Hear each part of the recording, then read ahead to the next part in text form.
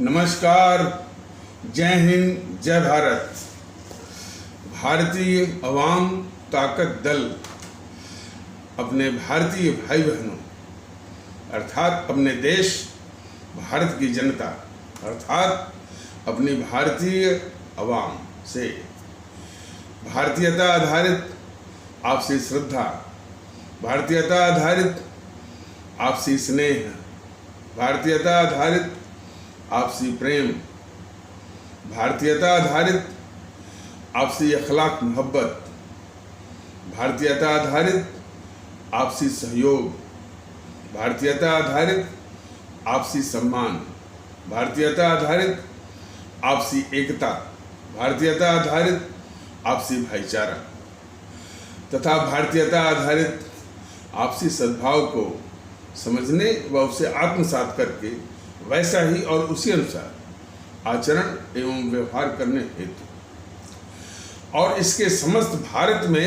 प्रचार प्रसार करने हेतु और प्रत्येक देशवासी को इसकी अहमियत और महत्व को समझाकर उसे अपनाते हुए वैसा ही और उसी अनुसार आचरण एवं व्यवहार करने हेतु और प्रत्येक देशवासी को अपना ही भारतीय भाई बहन मानकर, समझकर, अपनाकर उनके साथ वैसा ही और उसी अनुसार आचरण एवं व्यवहार करने हेतु सतत, सदैव और हमेशा अदब के साथ, आदर के साथ अर्ज करता है, विनती करता है।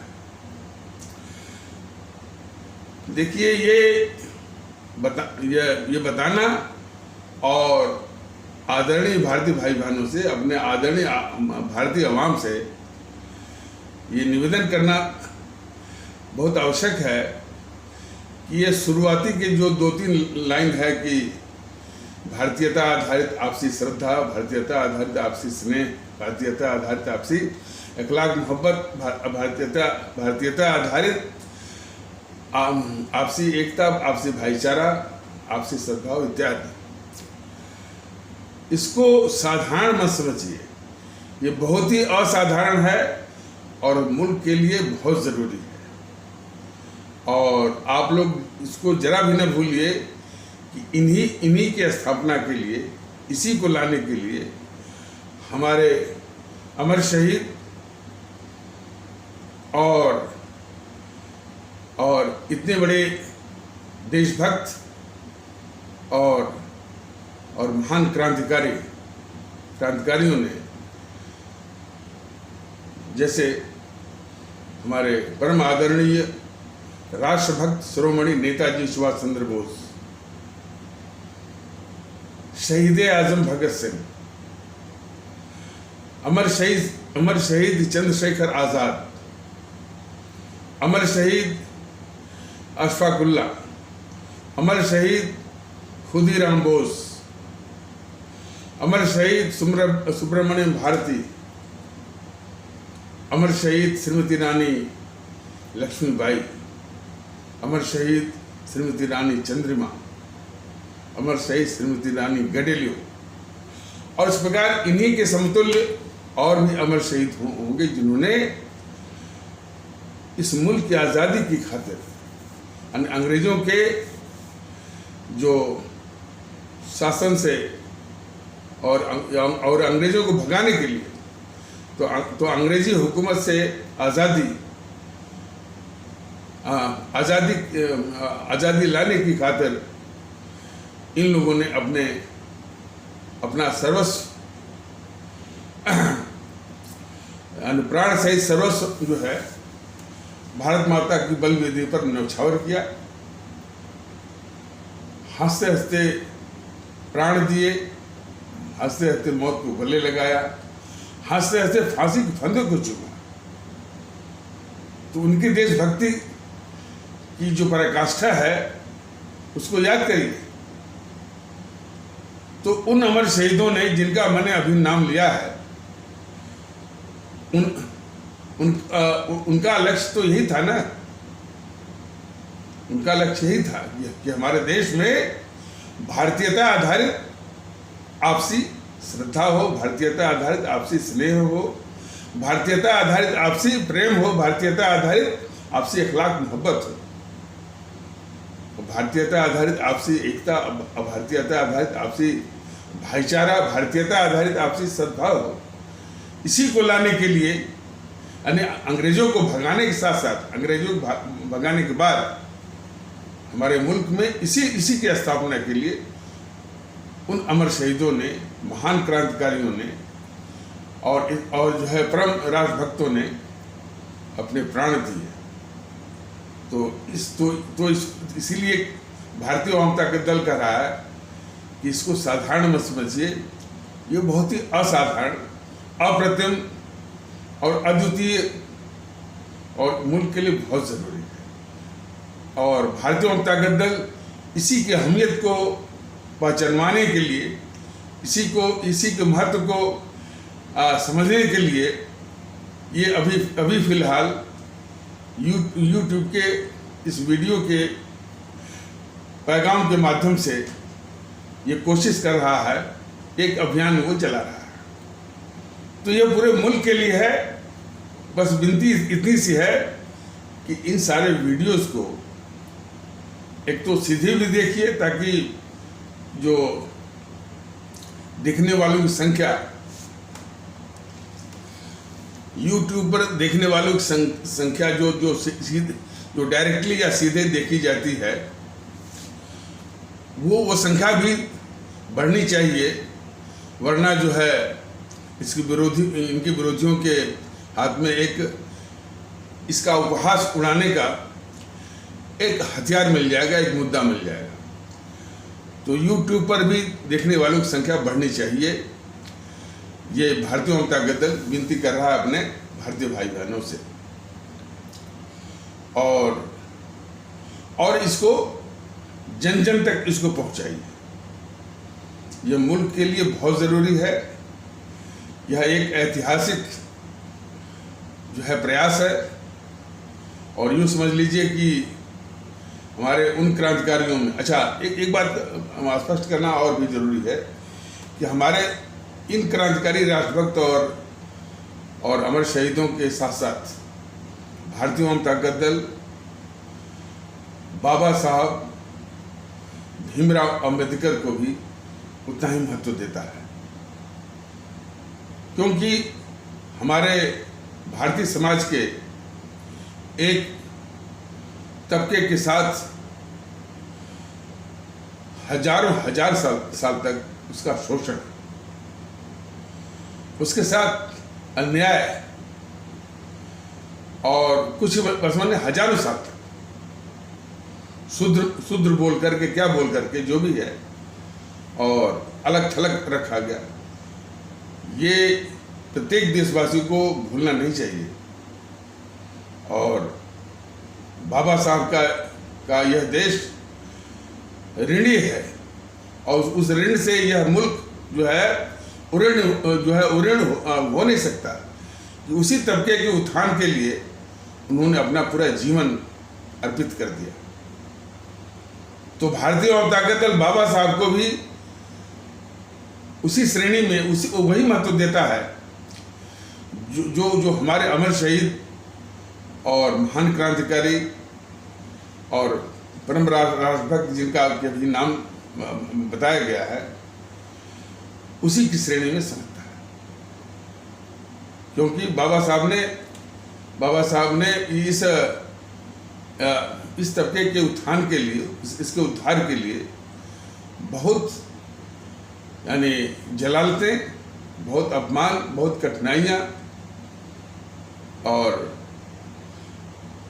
इस तरह से क्या कहते हैं कि ट्रायल्स एंड ट्राइबुलेशंस को झेला है।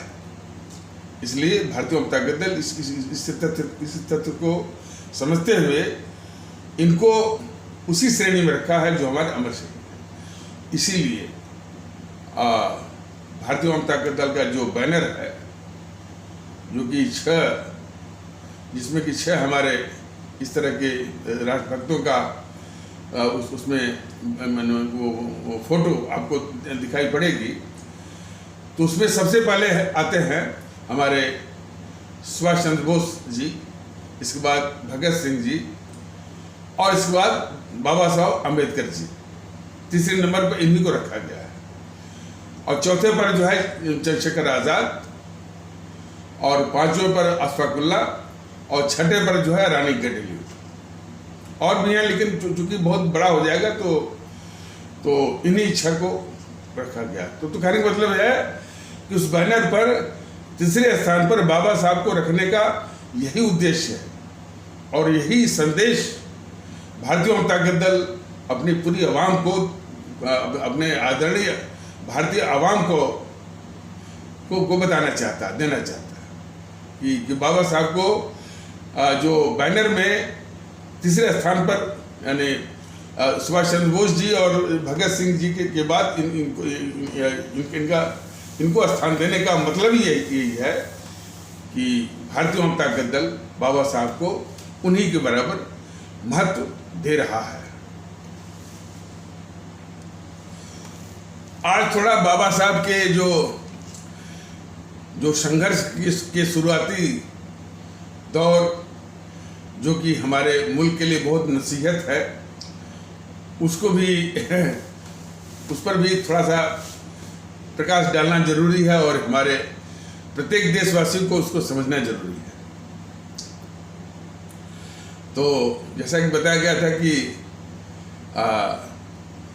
राजा बड़ौदा, राजा गायकवाड़ जो बड़ौदा के थे, वहाँ ये नौकरी करते थे। फिर इनकी प्रतिभा को देख करके राजा बड़ौदा ने कहा कि आपको नौकरी करने की जरूरत नहीं है अम्बेडकर जी, आपके अंदर जो अम्बेडकर हैं उनको बाहर निकालिए, वो प्रतिभा निखारिए, परिश्रम करिए, मेहनत करिए, आर्थिक मदद आपको मिलेगी।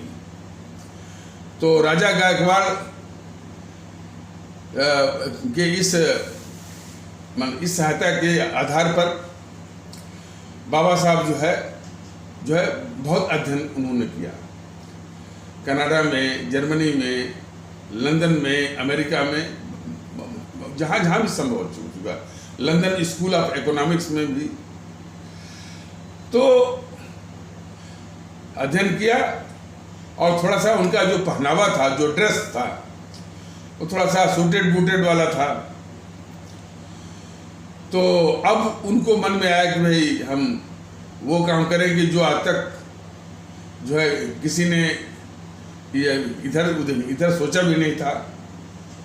तो इसी तबके के उद्धार के लिए, उत्थान के लिए उनके मन में ये विचार आया, और विचार काफ़ी वो घनीभूत हो गया। लेकिन लोग सोच रहे थे कि भाई हम इसको करें कैसे, और कौन इनकी बात सुनेगा। तो वो अपने मित्रों से उन्होंने इसकी चर्चा की।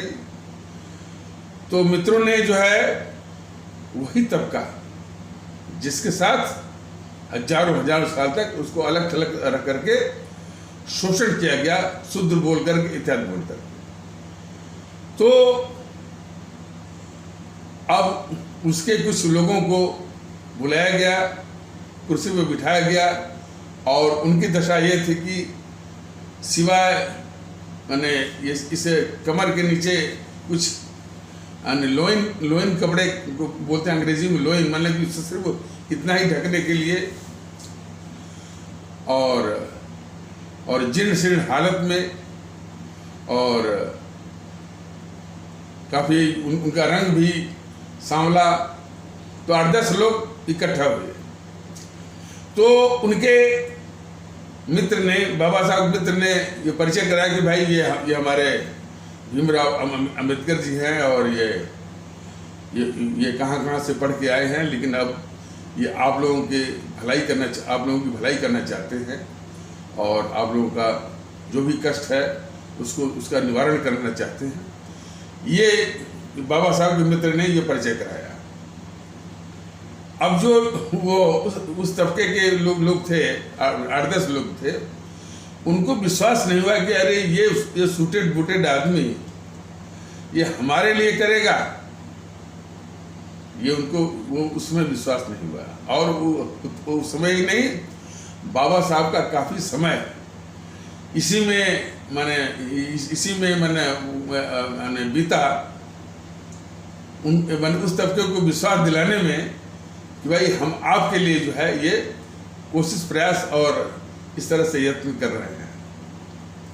तो बाबा साहब को शुरुआती समय काफ़ी, और होता भी है, किसी मुल्क के लिए आप प्रयास करिए और ईमानदारी से, तो थोड़ा सा ये अपने देश का एक अभिशाप है कि लोगों को विश्वास भी नहीं होता, क्योंकि इसके पहले लोगों ने छल किया हुआ रहता है। छल कपट से उतना आहत लोग रहते हैं कि यदि फिर ईमानदारी से आप यानी किसी भलाई का काम करना चाहें तो काफ़ी आपको संघर्ष करना पड़ेगा ये विश्वास दिलाने में कि आप उनकी भलाई के लिए काम कर रहे हैं। कुछ ऐसा ही अनुभव बाबा साहब को हुआ था शुरुआती दौर में, और कहना गलत नहीं होगा, भारतीय आवाम ताकत दल को भी यही दिक्कत हुई थी शुरू में कि भाई ये भारतीय आवाम ताकत दल इस मुल्क की भलाई के लिए ये कोशिश कर रहा है। खैर, अब ये विश्वास बढ़ रहा है, देश के कोने कोने से बढ़ रहा है, और ये सुनने में आया है कि जो जिन क्षेत्रों में जिनकी मातृभाषा हिंदी नहीं है, और ख़ास करके वो जो भारतीय भाषाएं हैं जैसे तमिल है, तेलुगु है, कन्नड़ है, मलयालम है इत्यादि है, जो भारतीय भाषाएं हैं और जो कि ये भारतीय भाषाएं जो कि उनकी मातृभाषा है, उन क्षेत्रों में भी भारतीय जनता दल की बातों को लाने के लिए वो हिंदी के प्रचार के लिए वो आगे आ रहे हैं। यह भी एक बहुत शुभ संकेत है। और हिंदी के विषय में भारतीय जनता दल ने पहले ही बताया हुआ है कि हिंदी को यही कट्टरवादी तत्व जो बीजेपी की मानसिकता के होते हैं, इन्होंने हिंदी को बेदम कर दिया। उस हिंदी में से जितने भी उर्दू के शब्द थे उसको निकाल करके वहाँ पर संस्कृत के शब्दों को ठूस दिया है। इसका परिणाम ये हुआ कि वो हिंदी जो है, जो उर्दू के साथ मिली हुई थी, तो लोगों के लिए बहुत ग्राह्य थी, बहुत आसान थी, बहुत स्वाभाविक लगती थी। अब ये जो संस्कृत में हिंदी हो गई है, बहुत ही अटपटी, और बहुत अटपटी होने के कारण ये हिंदी विरोधियों के हाथ में एक हथियार आ गया है कि साहब इतनी क्लिष्ट हिंदी यानी कौन समझेगा। उसका नमूना मैंने बताया था कि जब उसका एक नमूना कि जब चुनाव होता है तो नामांकन या नाम दाखिला, बहुत साधारण सा शब्द है नाम दाखिला। इतना साधारण शब्द को इन्हीं कट्टरवादियों ने जो हिंदी को इस तरह से बेदम किया हुआ है, तो नाम दाखिला के स्थान पर चुनाव आयोग ने जो प्रोफार्मा जो उसका प्रारूप वो जारी किया हुआ है, तो नाम दाखिला या नॉमिनेशन के लिए जो हिंदी बनाई हुई है, वो नाम निर्देशन, इतना अटपटी हिंदी इन सबों ने बनाई हुई है कि हिंदी विरोधियों को इसका अपमान करने का पूरा मौका मिलता है। और ये मौका कट्टरवादी तत्व नहीं, कट्टरवादी तत्व इस देश के बहुत बड़े दुश्मन है, बहुत बड़े दुश्मन है। कोई आज से नहीं, अब हम इस पर हम बताएंगे। सनातन जो इतना व्यापक, इतना उदारवादी और इतना महान पंथ है, उसको भी बर्बाद करने वाले यही कट्टरवादी तत्व हैं, जो कि बीजेपी में फैले हुए हैं, आरएसएस में फैले हुए हैं। तो इन्होंने माने सनातन का बहुत नुकसान किया है। और इनकी पहचान क्या है कि ये हमेशा सामंतशाही दृष्टिकोण के होते हैं, यानी फ्यूडलिस्टिक एटीट्यूड के होते हैं। और आज मुल्क को भी जो तबाह कर रहे हैं, यही इन्होंने सनातन को भी तबाह किया, और किस तरह से जो है यानी सनातन के दुश्मनों को जो है वो खड़ा किया। और आज जो है मुल्क के भी खिलाफ इनकी साजिशें बड़ी चल रही। तो इन पर थोड़ा नमूना हम बताएंगे अभी आपको। तो हिंदी में से उर्दू के सारे अल्फाजों को निकालकर हिंदी को बेदम कर दिया। भारतीय जनता दल बराबर कह रहा है कि हिंदी का असली स्वरूप, उसकी असली ताकत हिंदी उर्दू मिश्रित वाली हिंदी ही है। इसलिए पहले हिंदी को वो ताकत और वो स्वरूप में मिलाना पड़ेगा, उर्दू के सारे शब्दों को ला करके। और वैसे भी जब ये कट्टरवादियों ने इस तरह का वो षड्यंत्र नहीं किया था, तो किसी को हिंदी बोलते हुए किसी को पता भी नहीं था कि कौन सा शब्द हिंदी का है और कौन सा शब्द जो है वो उर्दू का है। लोग बोलते थे। तो हिंदी की जो दुर्दशा और जिस दशा को प्राप्त हुई है, उसके सिर्फ जिम्मेदार ये कट्टरवादी तत्व है। तो सर्वप्रथम हिंदी को अपना स्वरूप वो उर्दू मिश्रित लाना होगा। और तो हमारे वो दक्षिण भारतीय जो दक्षिण में रहने वाले भारतीय भाई, अब वो चूंकि ये प्रचार जो है, चूंकि ये वीडियो जो है या इसका संदेश हिंदी में है, तो हिंदी के प्रचार के लिए जो है आगे आ रहे हैं। ये भी एक बहुत बड़ा बहुत शुभ संकेत है। अब जहाँ पर ये यानी भारत विरोधी ताकतें डीएमके के रूप में, डीएमके एक भारत विरोधी संगठन है, हमेशा जो है यानी विखंडन की बात को जो है वो हवा वो देता है हर रूप में। कुछ नमूने हम बता रहे हैं। जब तक इन देश विरोधी ताकतों को बेनकाब नहीं किया जाएगा, देश में भारतीयता आधारित एकता में बहुत बड़ी बाधा है। तो एक तो जो है जो माने स्थानीय कट्टरता जो है उसको हवा देते हैं, हमेशा तमिल द्रविड़ ये सब बोला करते हैं। अब उनको ये एहसास नहीं है कि आर्य की बात छोड़ देना है, द्रविड़ की बात छोड़ देना है, सिर्फ भारतीयता की बात करनी है। ये सब जिस प्रकार से मैंने ये कट्टरवादी जो हिंदू सनातन में कभी आर्य की बात करते हैं तो कभी द्रविड़ की बात करते हैं। न कोई आर्य की बात करना है, न किसी द्रविड़ की बात करना है, सिर्फ भारतीयता की बात करनी है। भारत की परिकल्पना हमारे पौराणिक वो कथाओं में भी है, और ये जो हमारे बहुत बड़े दार्शनिक थे चाणक्य जी, उन्होंने भी इसकी पूरी वकालत की थी। और इसके बाद तो खैर हमारे जो अमर शहीद आए, और तमिलनाडु से ही हैं वो सुब्रमण्य भारती, कर्नाटक से ही हैं ये अमर शहीद रानी चंद्रमा। तो इतने नाम तो हमको मालूम है कि जो अमर शहीद सुब्रमण्य भारती जो है वो तमिलनाडु से ही है। अमर शहीद श्रीमती रानी चंद्रमा वो कर्नाटक से। तो वो लोग भी इसमें बराबर के शरीक होने वाले हैं और माने शामिल होने वाले हैं, और इस मुल्क के लिए जान देने वालों में वहाँ से भी लोग हैं। ये पूरे देश को जानना चाहिए। तो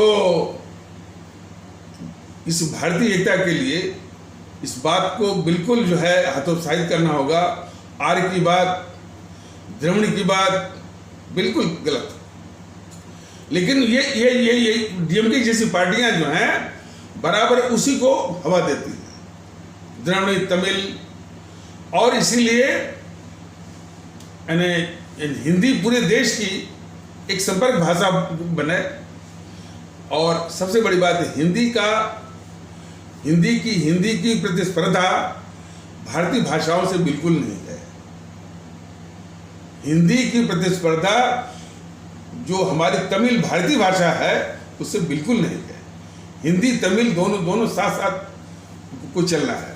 और दूसरी बात, संपर्क भाषा के रूप में जो अंग्रेजी, जिसको फिल्टर लैंग्वेज कहते हैं, अंग्रेजी जो है वो रानी की तरह बैठी हुई है, उसी के स्थान पर जो है हिंदी के इस्तेमाल की आवश्यकता है।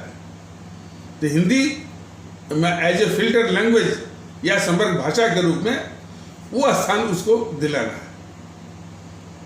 हिंदी को संपर्क भाषा के रूप में दिलाने का ये कतई मतलब नहीं है कि हमारे जो भारतीय भाषा तमिल भाषा है उसके महत्व को जरा भी कम करना है, जरा भी उसको कम नहीं करना है। तो लेकिन हिंदी को भी संपर्क भाषा के रूप में उसको अंग्रेजी के स्थान पर, तो हिंदी की जो प्रतिस्पर्धा है या अंग्रेजी में जो उसकी राइवलरी है वो अंग्रेजी से है, भारतीय भाषाओं से नहीं है। लेकिन ये डीएमके जो है यही दुष्टता करती है।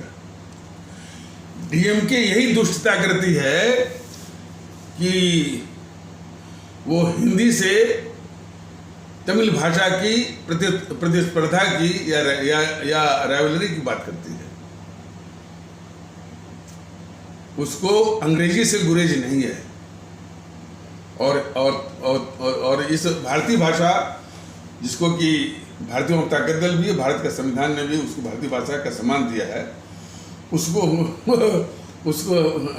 जो है हिंदी भाषा जो पूरे देश की भाषा है और संपर्क भाषा का स्थान उसको लेना है, उसके साथ जो है तमिल भाषा की प्रतिस्पर्धा में वो खड़ा करता है ये डीएमके। ये उसकी दुष्टता है। तो और सिर्फ स्थानीय बातों को, इसलिए इन ताकतों की मंसूबों को भी समाप्त करना होगा।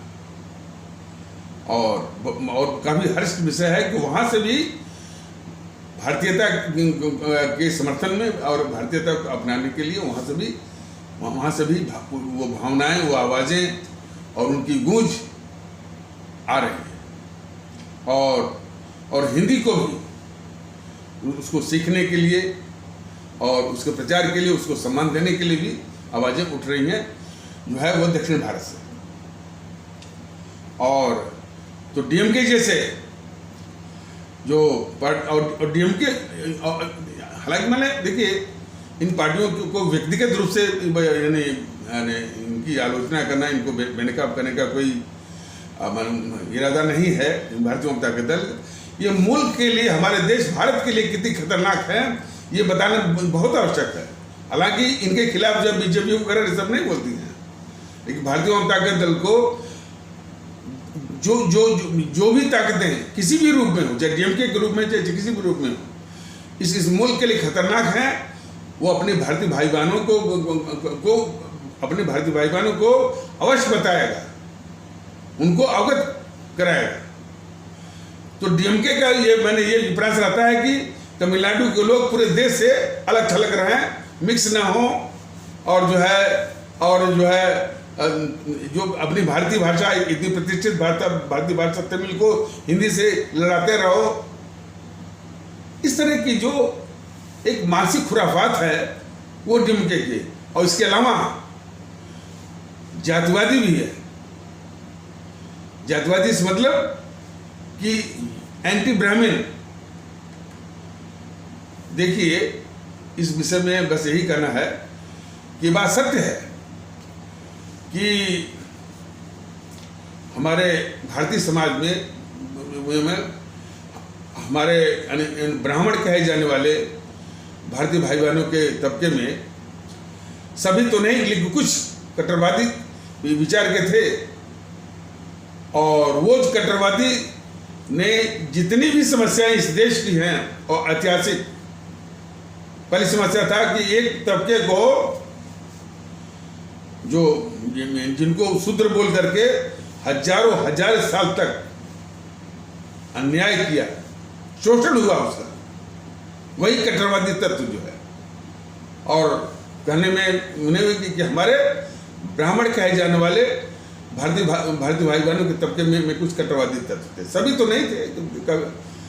और उसके कारण, और फिर इसके बाद वो पेरियार वहाँ के थे, और साथ पेरियार साथ वाराणसी आए थे, वो खाना खाना चाह रहे थे, और यही कट्टरवादिता ने उनको भोजन करने से वंचित कर दिया।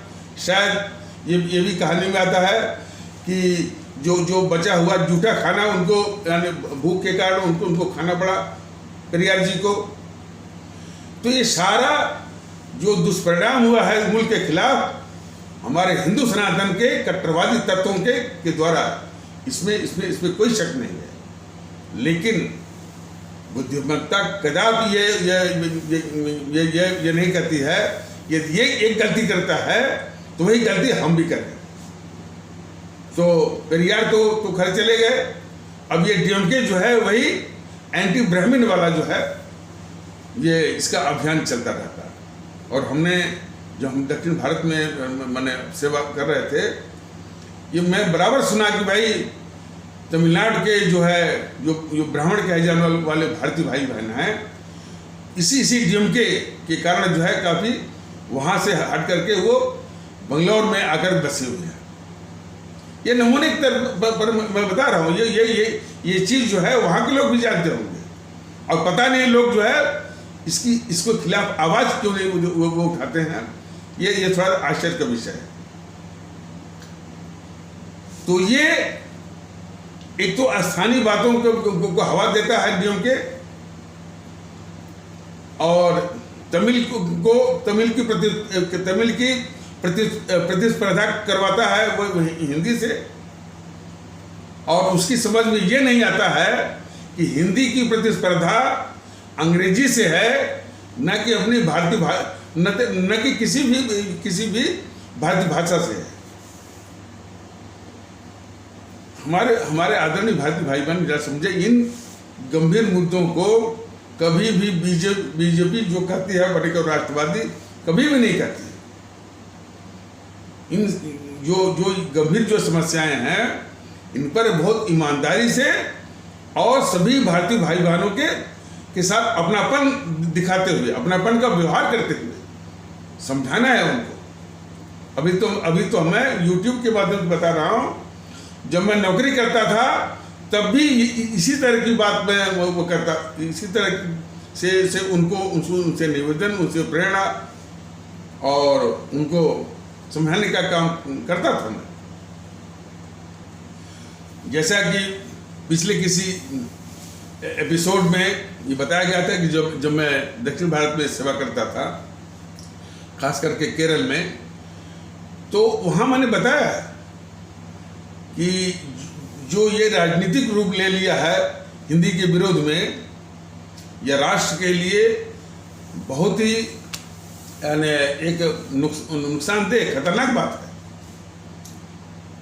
क्योंकि समझ ये होनी चाहिए, मतलब कि इन क्षेत्रों में जो भारतीय भाई बहन हैं, जो भारत का जो दक्षिणी क्षेत्र है, उसमें रहने वाले भारतीय भाई बहनों में समझ ये होनी चाहिए। अच्छा, हाँ, मैंने कहा कि उनमें यदि ये विकार रहेगा, विकार यानी या विकृत मैंने विचार रहेगा कि हिंदी उत्तर भारतीयों की भाषा है, तब तक कोई अच्छी बात या मुल्क के हित की बात वो बन नहीं सकती और आगे बढ़ नहीं सकती। आप लोगों को ये मानना पड़ेगा, स्वीकार करना पड़ेगा कि हिंदी सबकी भाषा है और आपकी भी भाषा है। तो इस बात से काफी लोग सहमत थे, लेकिन वही चीज है कि जब तक हम अपने सभी भारतीय भाई बहनों को भारतीयता के आधार पर माने अपनापन नहीं दिखाएंगे, तब तक ऐसी बातें आप जो कैसे आप कर पाएंगे, और कैसे उनको समझा पाएंगे, और कैसे वो उसी भाव में उसको समझेंगे। तो इसलिए भारतीयता कितना उपयोगी है इसको देखिए। तो वो लोग माने कि नहीं आप सही कह रहे हैं, हिंदी हमारी भाषा है, हमारी मातृभाषा मलयालम हो सकती है, हमारी मातृभाषा तमिल हो सकती है, हमारी मातृभाषा तेलुगु हो सकती है, कन्नड़ हो सकती है, लेकिन हिंदी भी हमारी भाषा है। उसको सीखना, उसका प्रयोग करना, उसका प्रचार प्रसार करना भी हमारा राष्ट्रीय कर्तव्य है। इस बात को वो लोग तस्दीक किए। तो उसी से यह अनुभव निकलता है कि हमारे यानी दक्षिण भारत में भी हिंदी का ये प्रचार प्रसार करना है, तो उसी भारतीयता के आधार पर आत्मीयता दिखा करके, उनको अपनापन दिखा करके, उनको अलग थलग नहीं करके। अब जैसे कि क्या उत्तर भारत में एक मानसिकता वो फैलाई गई है, दक्षिण के लोग जो है वो हिंदी का विरोध करते, बस दक्षिण के लोग हिंदी का विरोध करते हैं, बस ये बोल करके बैठ जाते हैं। बीजेपी के लोग जाकर के मोदी महोदय जो है वो जो भाषाई कट्टरता है उसी में घी डाल करके, भाषाई कट्टरता की जो आग है उसी में घी डाल करके चले जाते हैं।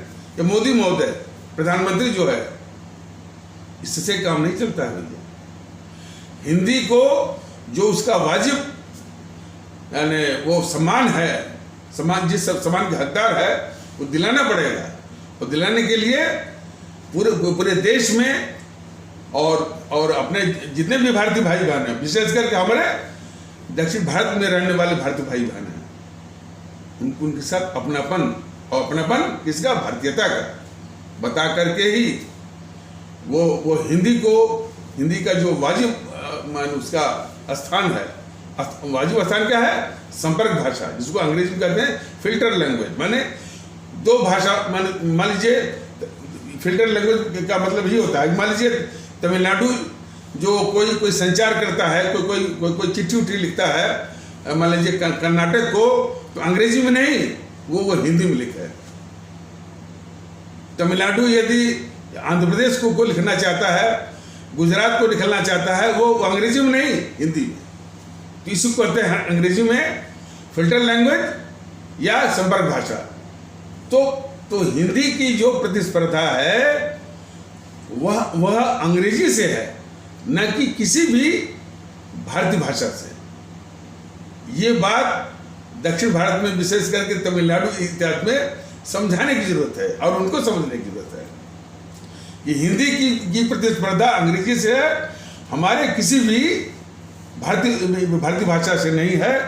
और इस देश में भारतीय भाषाएं भी चलेंगी और उसी के समानांतर हिंदी भी चलेगी। इसका प्रयास करना होगा, लेकिन हिंदी को पहले उसका वास्तविक स्वरूप यानी उर्दू मिश्रित वो हिंदी को बोलाना पड़ेगा। इन कट्टरवादी, मैं विशेष कर कट्टरवादी माने हिंदू सनातन के कट्टरवादी की बात कर रहा था। इन सबों ने हिंदू सनातन का बहुत नुकसान किया है। इस पर हम एक अलग से वीडियो हम बनाएंगे। एक नुकसान तो सामने है, ये कट्टरवादी तत्व जो है, जो समस्याई दृष्टिकोण के होते हैं। समस्या मतलब होता है कि एक तो साधारण आवाम से अपने को ऊपर समझते हैं, कोई भी नियम कानून से अपने को ऊपर समझते हैं, और बाकी सोचते हैं कि बाकी सभी लोग जो है वो द्वैम दर्जे के हैं और इनके दास हैं। ये सोच होती है सामंतशाही, फ्यूडलिस्टिक एटीट्यूड। तो ये कट्टरवादी जो तत्व हैं, ये झूठी कहानियां बहुत वो रचते हैं। वो तो अलग है, और अपने करतूत को छिपाने के लिए। तो और उनके करतूत का परिणाम यही है ना कि हमारे यानी जो कि इसमें हमारे उपेक्षित भारतीय भाई बहन है, या जिनको आप शेड्यूल कास्ट वगैरह कहते हैं, उनकी दुर्दशा के लिए सिर्फ जो है ये हिंदू सनातन के कट्टरवादी लोग जिम्मेदार हैं। और यही नहीं, इस गलती को आज कबूल करने के लिए भी तैयार नहीं है कि भाई ये गलती हमसे हुई है। जातिवाद कितना बड़ा जहर है। जातिवाद के लिए ये कट्टरवादी तत्व जस्टिफाई करते हैं कि ये हिंदू सनातन ने नहीं किया है। वो कहते हैं कि वो अंग्रेजों ने जातिवाद बनाया और अंग्रेजों ने जो है वो या मुगलों ने जातिवाद बनाया, इस तरह की बात है। तो ये झूठ बोलने में बहुत आगे। तो इन्हीं के कारण जो है हमारे भारतीय समाज का एक कंसिडरेबल एक बड़ा तबके के साथ हजार साल तक लगातार शोषण हुआ, उसका आर्थिक शोषण हुआ, शैक्षणिक शोषण हुआ, और जो है और आर्थिक शोषण हुआ, अलग थलग वो रखा गया। अरे वो ये इस तरह कहता है कि उसको यानी जो हमारे इसी तबके के लोगों को जो है सामान्य रास्तों से उनका चलना फिरना बंद था, तालाब से यानी पानी नहीं ले सकते थे, मंदिरों में वो जा नहीं सकते थे, वो पढ़ाई जो है कर नहीं सकते थे। चारों ओर से झगड़ा हुआ था। बाबा साहब को कितनी तकलीफ हुई यानी इन सब बातों को तोड़ने के लिए। लेकिन हाँ, ये जो समझदारी बाबा साहब ने दिखाई थी, वो समझदारी उनके नाम पर राजनीति करने वालों ने नहीं दिखाई। बाबा साहब ने कभी भी यानी इतनी तकलीफ के बाद, स्वयं भी तकलीफ उनको हुई थी, और जो जिस तबके के लिए प्रयास कर रहे थे वो तो खैर तकलीफ उसने झेला ही था, और कई पीढ़ियों तक और कई सदियों तक वो झेला था। लेकिन कभी भी इसकी प्रतिक्रिया के रूप में कटुता की बात बाबा साहब ने कभी नहीं की। प्रतिक्रिया के रूप में बाबा साहब ने कभी कटुता की बात नहीं की। लेकिन अफसोस उनके जितने फॉलोअर्स हैं बाबा साहब के या पेरियार जी के भी, वो कटुता की बात करते हैं। ये मायावती जो है, जो कहते हैं कि तिलक तराजू और तलवार इनको मारो जूते चार। वामन मिश्रम आज भी हमारे जो ब्राह्मण कहे जाने वाले माने को सभी ब्राह्मण भी का सभी ब्राह्मण नहीं, कुछ कट्टरवादी तत्व तो थे उसमें। तो लेकिन आज भी वामन मिश्रम जो है हमारे ब्राह्मण कहे जाने वाले भारतीय भाई बहनों के खिलाफ बहुत आग वो उगलता है। ये मैंने इस तरह की बात का इस तरह की बात के लिए बाबा साहब ने कभी नहीं कहा था। बाबा साहब के मन में कभी भी कटुता नहीं थी, यथार्थ वो जानते थे। और इस संबंध में और वही कट्टरवादी तत्व आज बाबा साहब को बदनाम भी करते हैं। यानी एक तो इन सबों ने, इन्हीं सबों के कारण जो है हमारे जो है उपेक्षित भारतीय भाई बहन शूद्र के रूप में या किसी भी रूप में, शेड्यूल कास्ट रूप में, जिस भी रूप में हजार साल तक एक सिस्टमेटिक शोषण के शिकार हुए। और ये कट्टरवादी तत्व आज तक कबूले नहीं कि भाई ये गलती उनसे हुई है। बाबा साहब को भी जो है सम्मान देने के लिए तैयार नहीं है।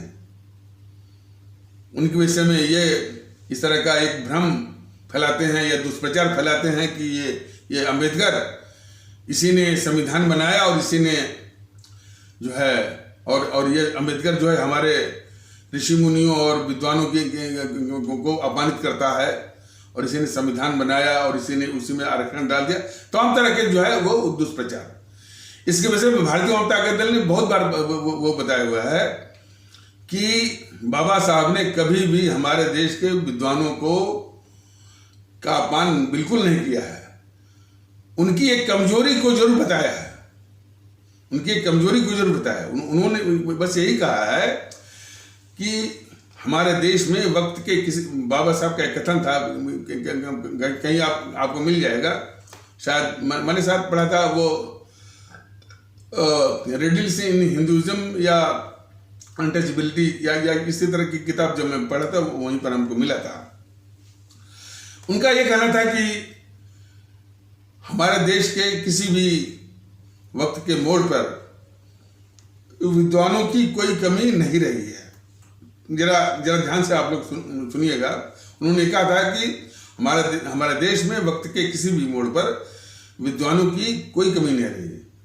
अब लीजिए, जब उन्होंने इस बात को बता दिया, कहते हैं कि हम हमारा ये सब जो कट्टरवादी, कि हम हमारा कट्टरवादी बोलते हैं कि हमारा देश जो है विश्वगुरु रहा, तो इस बात को तस्दीक करते हैं कि भाई हमारे देश में वक्त के किसी भी मोड़ पर विद्वानों की कोई कमी नहीं रही है। लेकिन अब इसी लेकिन को पूरे देश को समझना चाहिए, और इसी लेकिन को ये कट्टरवादी तत्व जो है वो समझने को तैयार नहीं है। उन्होंने कहा लेकिन उन विद्वानों के साथ समस्या ये रही है कि कुछ ही अपवादों को छोड़ करके जो जितना बड़ा विद्वान रहा है, भौतिक रूप से ईमानदार उतना नहीं रहा है। देखिए, पढ़े लिखे लोग, विद्वान लोग आज भी वर्तमान में भी बौद्धिक ईमानदारी का अभाव आज हमारे भारतीय समाज की, हमारे भारतीय व्यवस्था की बहुत बड़ी अभिशाप बनी हुई है। ये पढ़ करके, विद्वान बन करके, रट्टा मार करके जो IAS, IPS या ब्यूरोक्रेसी में जो जा रहे हैं, वो कुछ अपवाद को छोड़कर हमने कहते सभी लिखा, अधिकांश बाय एंड लार्ज जो है वो इसी बौद्धिक यानी ईमानदारी के अभाव का शिकार है, या बौद्धिक बेईमानी के शिकार है। और उसी कारण है ब्यूरोक्रेसी हुआ, या जुडिशरी हुआ, या मीडिया हुआ, या बौद्धिक वर्ग हुआ, जो इस देश के लिए एक कीमती एसेट बन सकता था, आज अभिशाप बना हुआ है। क्यों? बौद्धिक ईमानदारी का अभाव।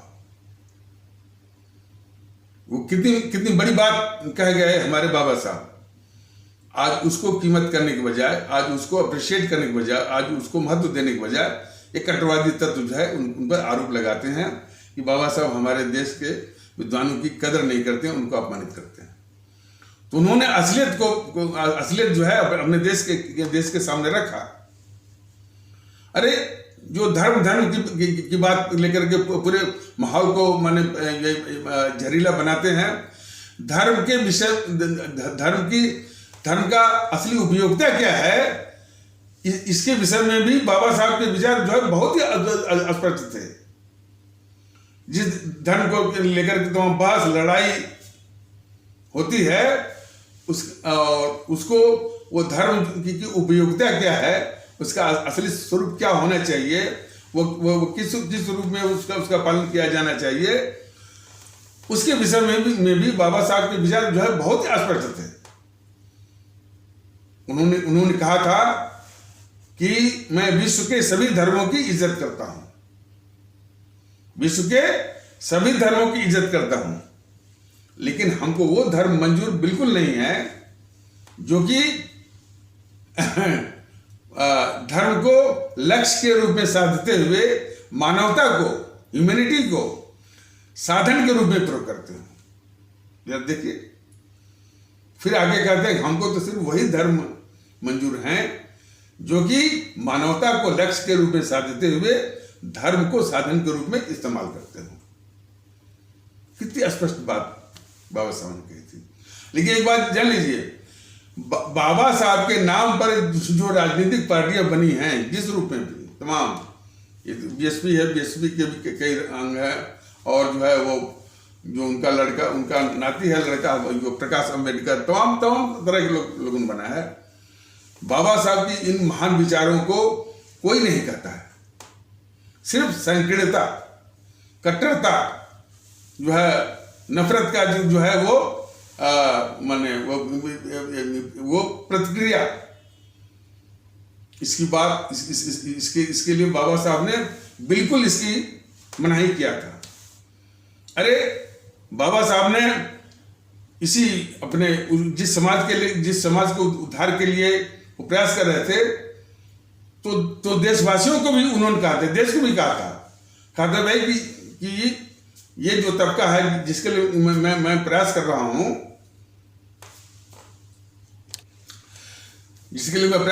हूं, इस इस तबके को बहुत बहुत चोटें मिली हैं, बहुत घाव मिले हैं, लगातार घाव मिला। तो इस घाव पर मरहम लगाने की जरूरत है, बस उन्होंने यही कहा था। और वो मरहम कैसा हो, इसके लिए भी वो शेष भारतीय समाज के विवेक पर ही पर उन्होंने छोड़ दिया था। इतने महान विचार, कोई भी कटुता नहीं, कोई भी प्रतिक्रिया नहीं।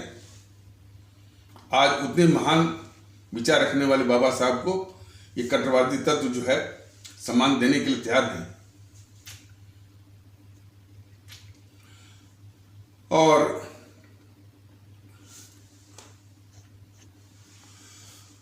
राष्ट्रभक्ति में भी बाबा साहब बहुत आगे थे।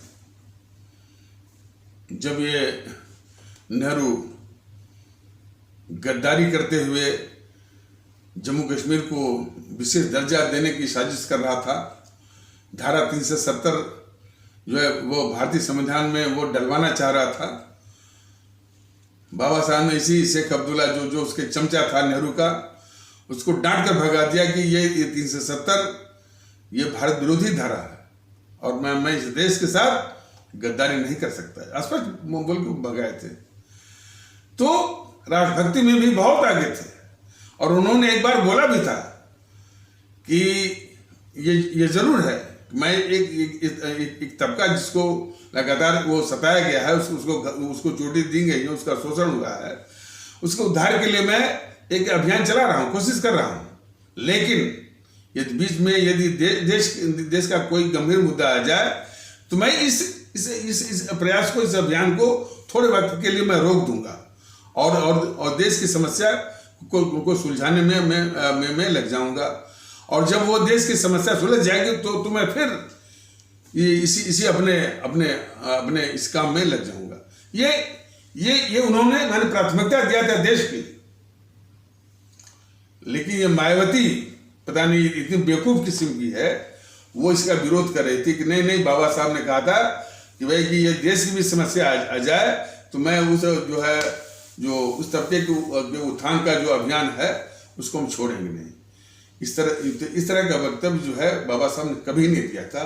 बाबा साहब ने जो बोला था मैंने अभी आपको बताया होगा कि देश की समस्या यदि सामने आ जाती, बहुत गंभीर समस्या, तो थोड़े वक्त के लिए मैं उन जो है दबे वो डाउन ट्रॉडन जो भी है उनके लिए जो प्रयास कर रहे हैं वो उसको थोड़े वक्त के लिए रोक देंगे और देश की समस्या को सुलझाएंगे और सुलझने के बाद फिर उसी काम में लग जाएंगे। ये बात बाबा साहब ने बोला था।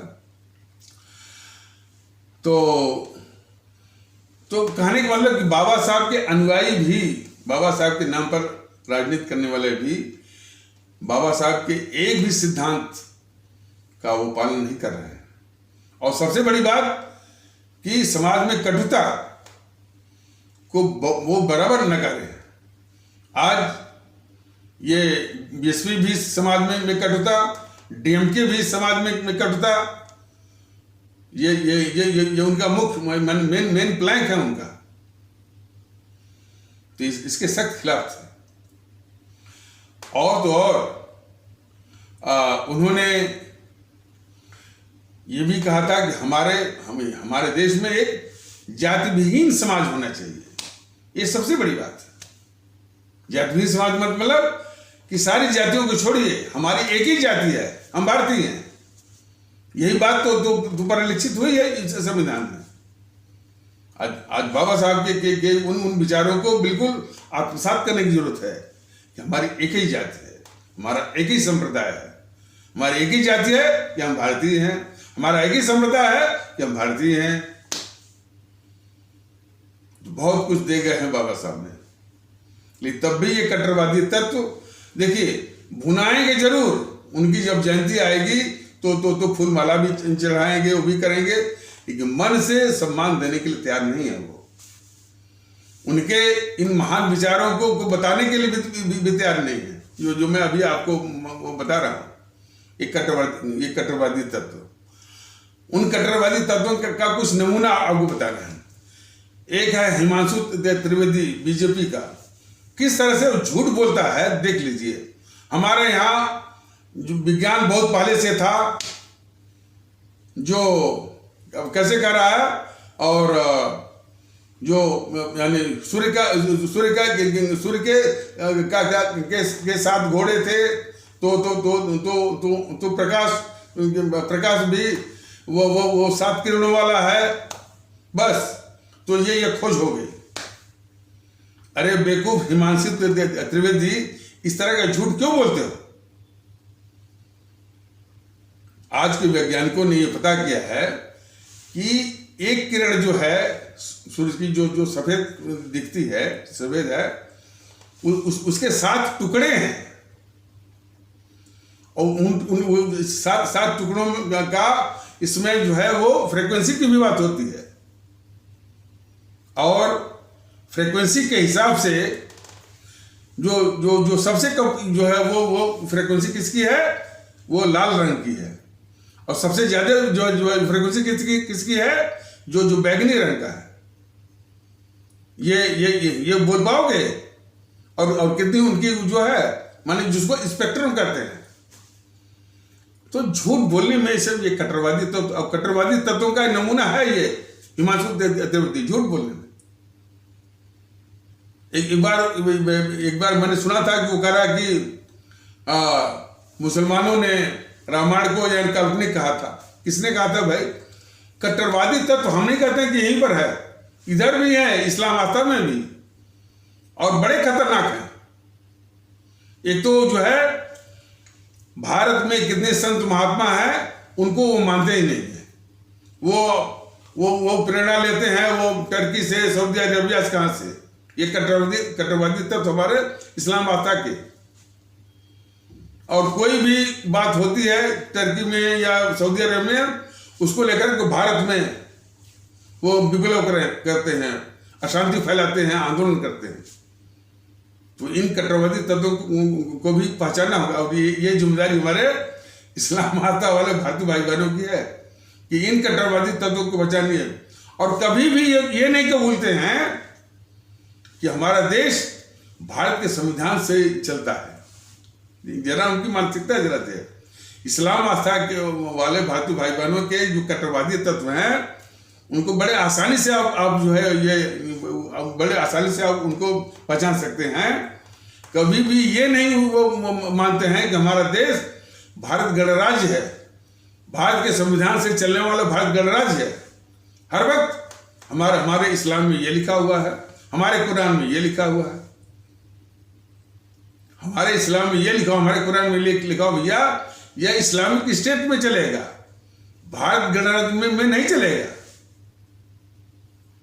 हर वक्त जो है ये गैर इस्लामिक है, ये इस्लामिक नहीं है। ऐसा क्यों कहते हो भाई?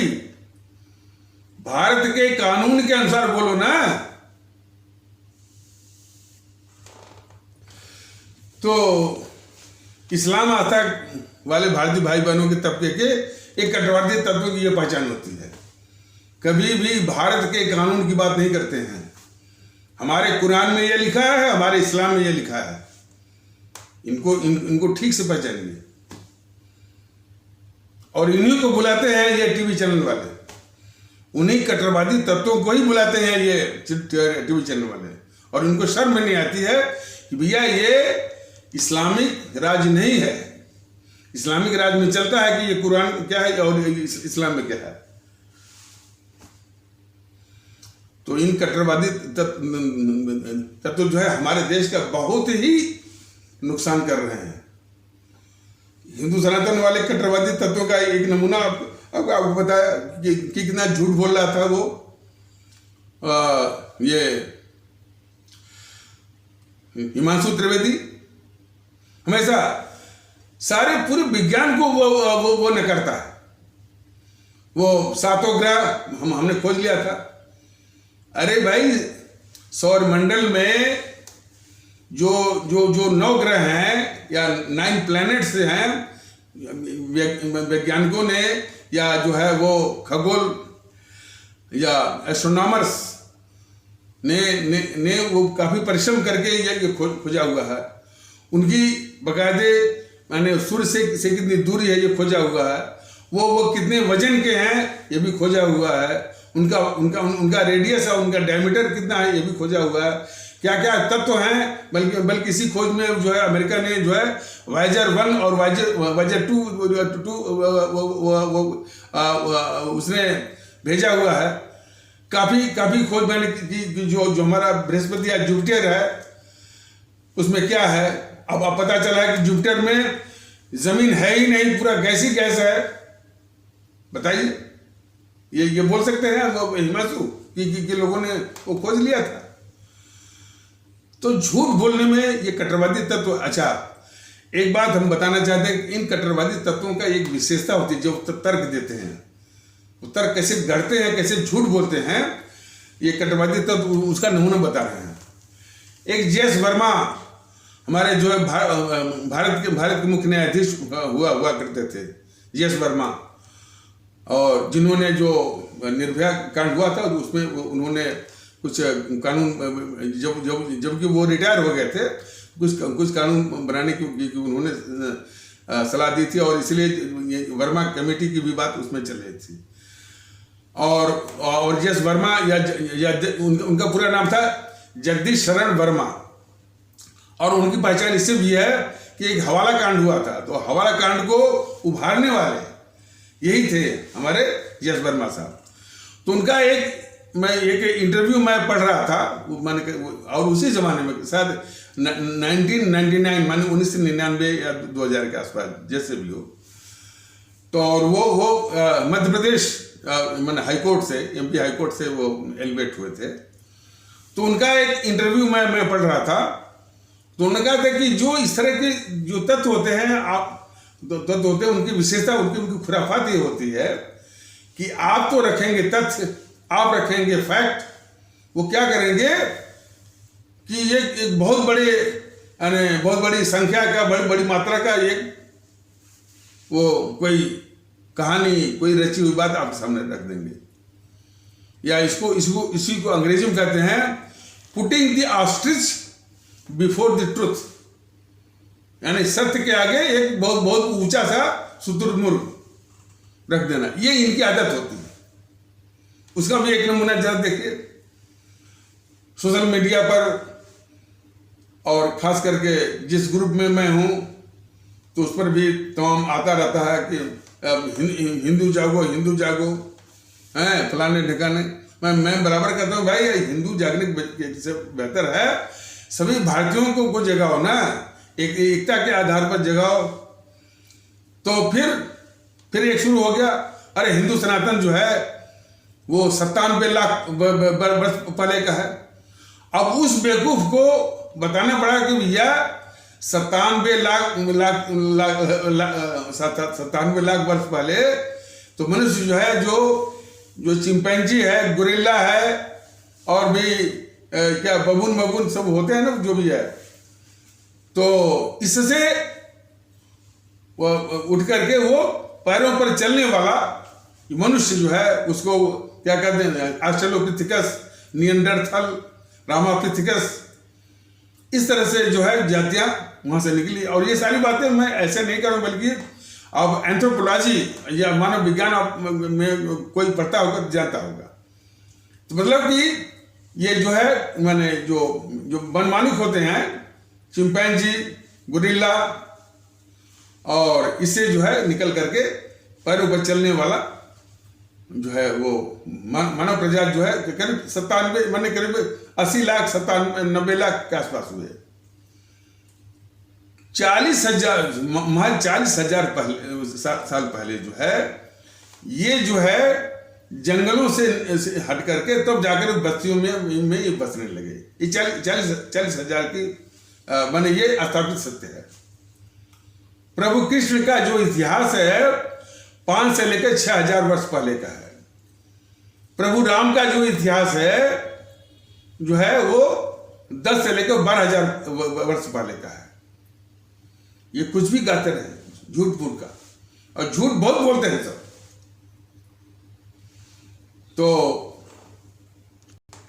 यही नहीं, इधर भी इस्लाम आस्था में भी बोलिए कि आदम हुआ कि आदम हवा की जो है वो क्रोनोलॉजी क्या है, कुछ नहीं। तो ये सब एक माहौल इसका सामंतशाही का, ये सब हमेशा बनाने की कोशिश करते हैं। और सामंतशाही का क्या होता है कि ये पूरे सिस्टम को कब्जा करना चाहते हैं।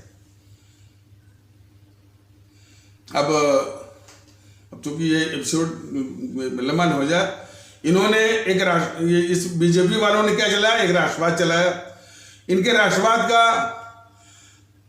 लबेलुबब ये चीज सामने आ गई कि देश के जितने भी दुश्मन हैं उनको ये पाल के रखे। तो देश के दुश्मन को पाल कर रखना, उनको फिर पब्लिक को दिखाना और फिर अपने पक्ष में एक चुनावी माहौल बनाना और सत्ता हाथ जाना, ये इनके राष्ट्रवाद का यही असलियत है। कितने खतरनाक हैं ये।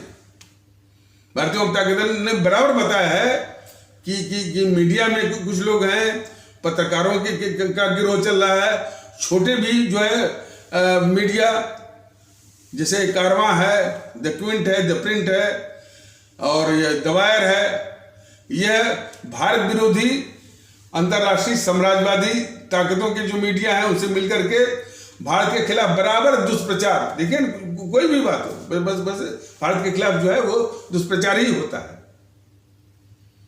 और उस दुष्प्रचार का मैंने देखा था नमूना यह है कि जो अभी इस्तीफा दिया है ना वो बोरिस जॉनसन ब्रिटेन का, वह एक सिख आतंकवादी के लिए वो ट्वीट कर रहा है, भारत से कर रहा है। ये मैंने इतने यानी भारत के खिलाफ दुष्प्रचार इस कदर है। अरे जब वो किसान आंदोलन हो रहा था तो कनाडा का जो प्राइम मिनिस्टर था, प्रेसिडेंट था, प्राइम मिनिस्टर, उसको वो ट्रूडी कहते हैं, ट्रूडी, वो किसान आंदोलन का समर्थन कर रहा था क्योंकि उसमें कुछ खालिस्तानी थे।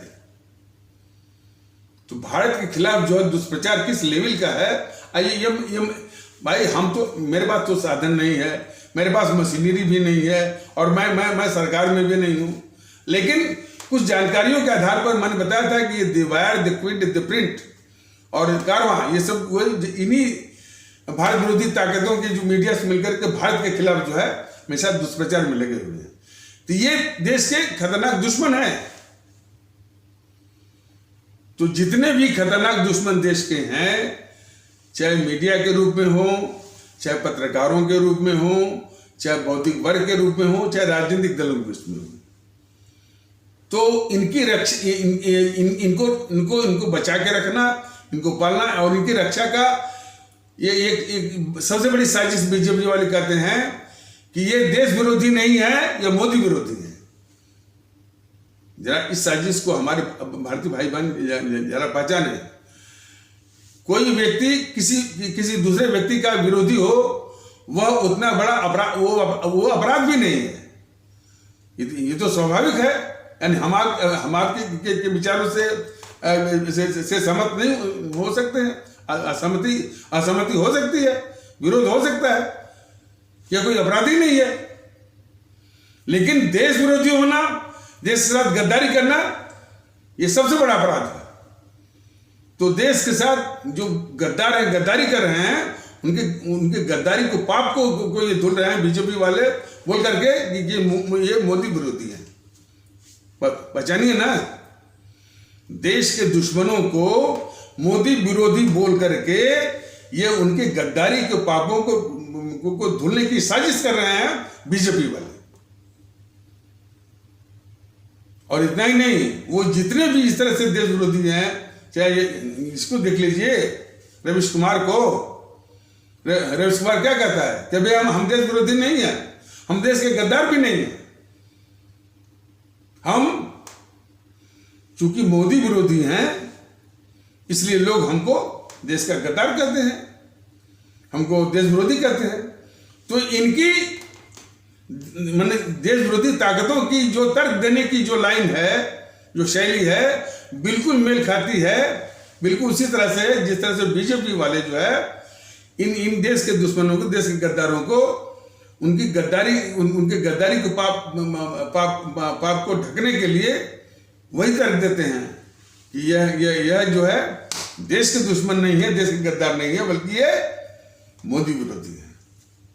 इस साजिश को हमारे भारतीय भाई बहन बहुत अच्छी तरह से समझे। बहुत बड़ी साजिश है इन सबको। और तो ये इनके समझ जाइए, तो ये बीजेपी वालों का राष्ट्रवाद कितना खतरनाक है। सिर्फ सत्ता के लिए, सत्ता पर एक कायम रहे, देश के दुश्मनों को पाल कर रखना, देश के पापों को धुलना, ये इनका राष्ट्रवाद है। और दूसरा, इन्होंने और भी एक खतरनाक चाल चली है। एक थियरी इन्होंने क्वाइन किया हुआ है, सांस्कृतिक राष्ट्रवाद।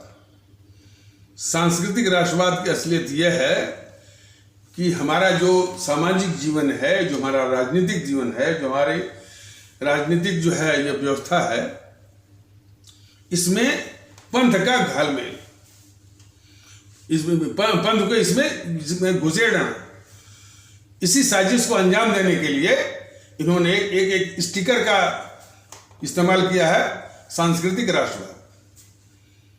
और उसी सांस्कृतिक राष्ट्रवाद के बूते हमारे संवैधानिक व्यवस्था, हमारे संवैधानिक जो जो जो जो उसकी भावना है, उसको बुलडोज करने की कोशिश करते हैं कि सांस्कृतिक राष्ट्रवाद जो है वो संविधान से भी ऊंचा है।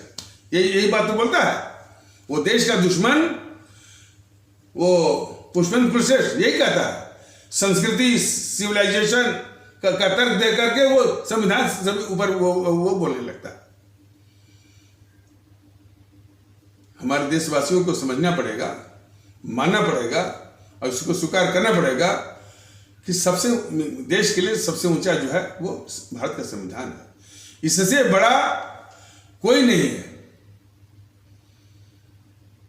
चाहे वो सनातन हो, चाहे हिंदू सनातन हो, चाहे इस्लाम हो, ईसाई, सबको इसके आगे सबमिट करना होगा, सर झुकाना होगा।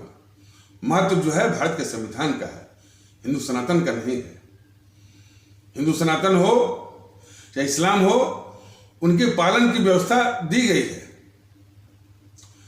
उसके पालन की व्यवस्था दी गई है। आप व्यक्तिगत रूप से उसका पालन करिए, लेकिन हमारा राष्ट्रीय माहौल शुद्ध भारतीय है और उस माहौल में किसी भी पंथ की कोई अनुमति नहीं है, इसकी आवश्यकता है। लेकिन ये सब अपने राष्ट्रीय जीवन में, अपने शासनिक जीवन में हमेशा उसी पंथ को घुसेड़ते रहते हैं।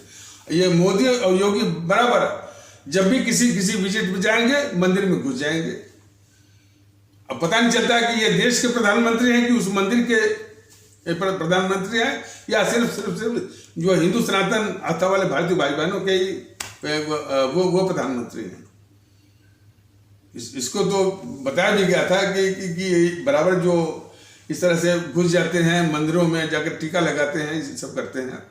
हालांकि इसको देख करके वो राहुल गांधी जो कि बराबर जो है वो हिंदुत्व की आलोचना करता रहा और हिंदू आतंकवाद तक उसने फैलवाया, इसी राहुल गांधी के चमचों ने। और वो उसको पता चला कि नहीं भाई, वो हिंदुत्व को अपनाने से वोट मिलता है, सत्ता मिलती है, तो मंदिर वो घूमने लगता है। खास करके जब चुनाव आता है, चुनाव के पहले वो ऐश करेगा विदेशों में, और जब चुनाव आएगा तो मंदिर घूमने लगेगा। उसको किसी ने बताया कि भाई हिंदुत्व से वोट मिल जाता है, सत्ता मिल जाती है। और ये योगी और मोदी महोदय तो खैर बने, ये संवैधानिक जो मर्यादा है, बराबर उसका अपमान करते हुए, बराबर उसका उल्लंघन करते हुए मंदिरों में घुस जाते हैं। इनको आईना दिखाने के लिए भारतीय जनता दल ने यहाँ तक कहा था कि मान लीजिए कोई इस्लाम आस्था वाला भारतीय भाई या भारतीय बहन देश का प्रधानमंत्री बन जाए या मुख्यमंत्री बन जाए और वो मस्जिद घूमने लगे, तो आपको कैसा लगेगा? जरा इसको भी बोल दीजिए। तो ये बड़े खतरनाक शत्रु हैं हमारे देश के, हमारे देशवासी इनको अच्छी तरह से समझें और इनसे निजात पाने की सोचें।